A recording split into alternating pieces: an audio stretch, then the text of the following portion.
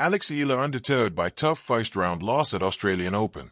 Eala remains undeterred by her first-round exit in her Australian Open main draw debut on Monday, January 19th, saying she is still taking it all in as she adjusts to life as one of the Philippines' brightest and most talked-about stars on the international sports stage.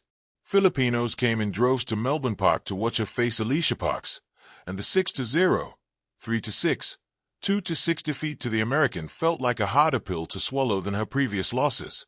That's one of the things that makes a loss like today a little bit harder, as I know a lot of people were rooting for me. The fact that everyone came out and really squeezed into that cozy court, I really appreciate it, Eala said during the post-match media conference. I felt so much love. Even when I was 5-2 down in the third, I still felt the love. So I'm really appreciative and super thankful, the world number 49 player added. Indeed, the love she received spilled far beyond Court 6 at Melbourne Park. Netizens around the world followed her match via livestream, flooding social media with messages of encouragement.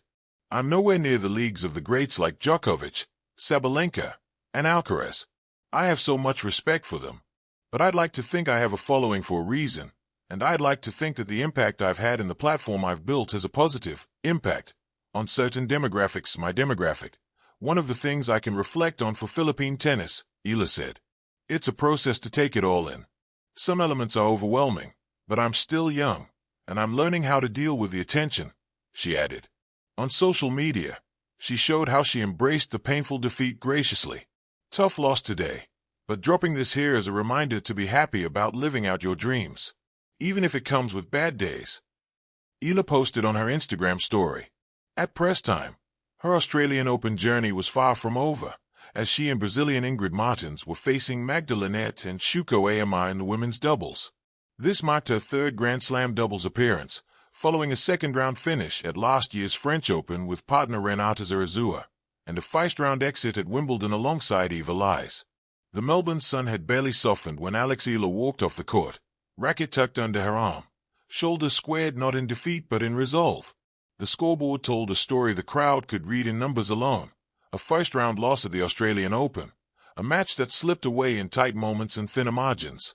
But the true story lived elsewhere, in the steady breath she took before greeting her team, in the calm with which she met the moment, and in the quiet promise she carried forward. For most players, the first round of a Grand Slam is a threshold. Cross it and the world opens wider. Fall short and the noise can be deafening. For Eala, it was another page in a long book still being written. Losses, she understood, are not erasures. They are annotations. The match itself had been a test of patience and courage. The rallies stretched and snapped like torch strings, each point demanding precision and nerve.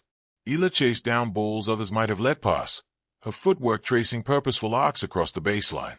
There were flashes, clean backhands that kissed the line, serves struck with intent, that reminded everyone why she belonged on this stage. And there were moments where experience tipped the scales the other way, where a point here or there changed the temperature of the set.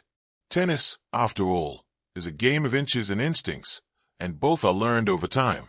What mattered most was not the final tally but the way Eala carried herself through the grind. She did not flinch when momentum wavered. She did not shrink under the weight of expectation, her own or anyone else's.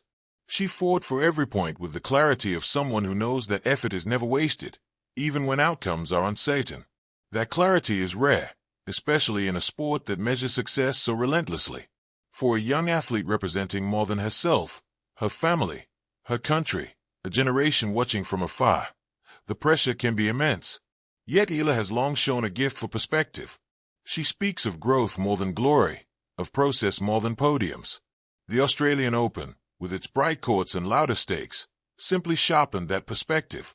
It reminded her, as it reminds all who dare to compete at the highest level, that belonging is earned daily, not granted by a single result. After the match, there were no theatrics, no excuses, just reflection.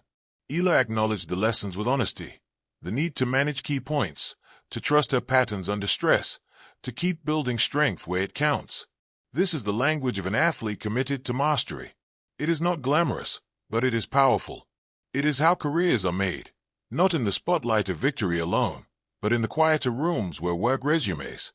There is a particular resilience in those who have learned to lose well.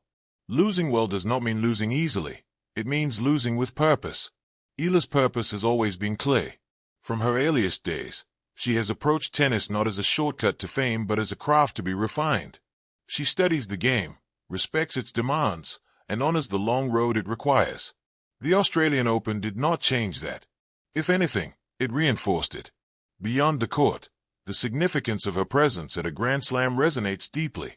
She stands as a symbol for aspiring athletes who may not see themselves reflected often on the biggest stages. Representation is not a slogan. It is a lived reality forged through persistence.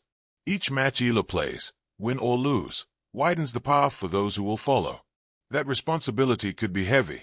She carries it lightly, focusing on what she can control: her preparation, her attitude, her love for the game.